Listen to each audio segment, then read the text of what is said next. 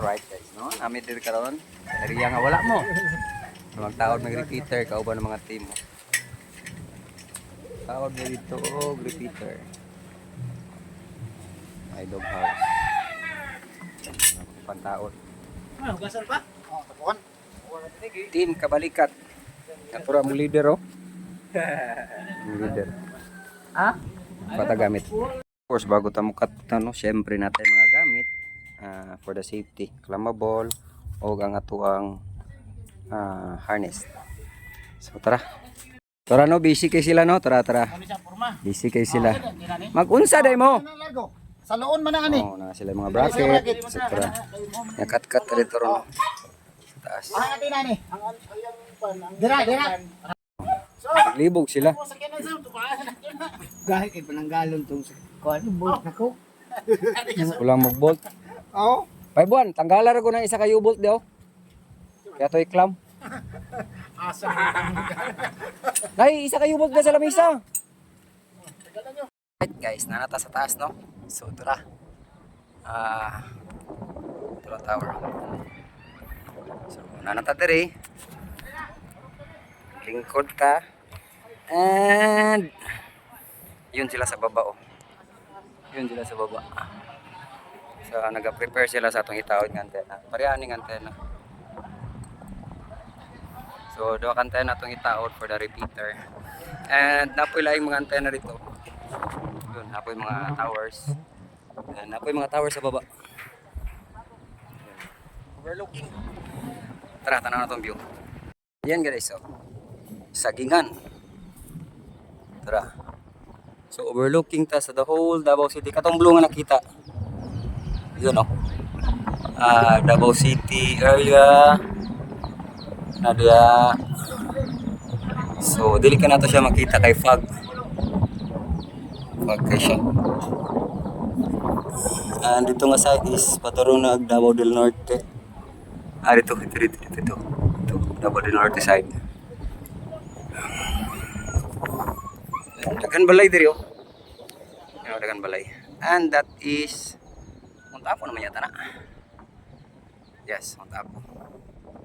Kapatagan side. Diri nga portion Kapatagan na. So nara dito ang Turil ulayo kayo. Dulog dagat. Tara, magsugod na tagbira. Biraw na to na sa baba. Tara sila sa baba. Biraw na to. Shout out guys sa tanang followers. Thank you sa pag-support. Yan.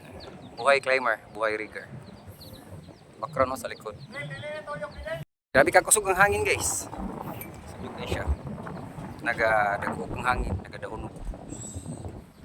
So nagaikot na sila sa baba no. Pero nagaikot sila sa baba.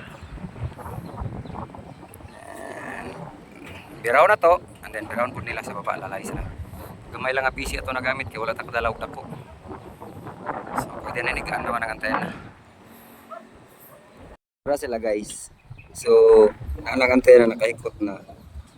Pero paday na human ang wire. Oh. Ayaw pa na sila diya. So wala to na to no. For the meantime, picture sa ta. So practice na ito no. Practice nag-cut balik kay natin kaming mga projects.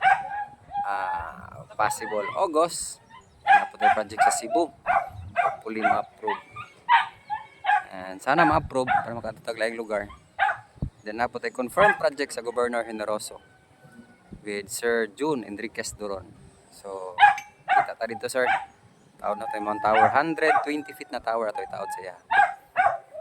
Practice na tag-cut kay murag dugay na tawa ka cut dugay na tawala ka exercise atong tuhod ani. Same, nagyapon tayo bangko, gilingkuran. Dili na siya mawala pag mag-cut ta. Kay mo ni ato ang resting tools pag nata sa tower. And then syempre natay lifeline harness. For the safety. Syempre sa una wala ta nagatawag og harness. Kinilaging korsonada kayo. Pero karon murag kinahanglan na gyud ta mag-harness for the safety. Usahay dili ta pwede mo cut kung walay harness tungod sa safety protocol. Especially pag mga company sa tong tawuran. Kapit na sila mahuman.